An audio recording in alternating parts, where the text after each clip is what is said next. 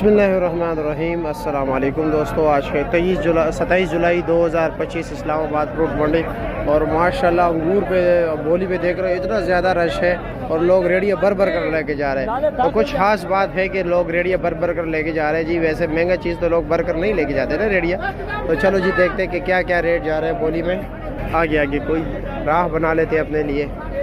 ये देख सकते हैं रश बहुत ज़्यादा होता है ना।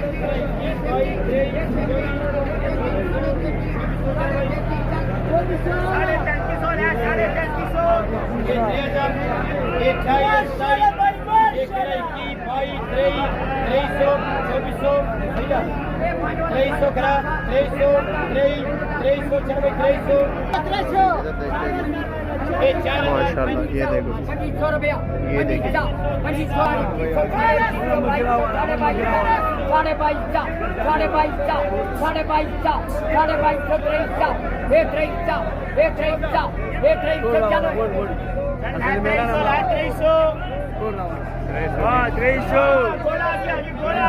₹2300 वाला गाहक ढूंढो। बोला बोला मुर्गी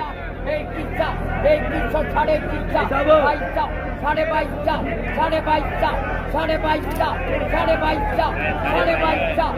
बाईस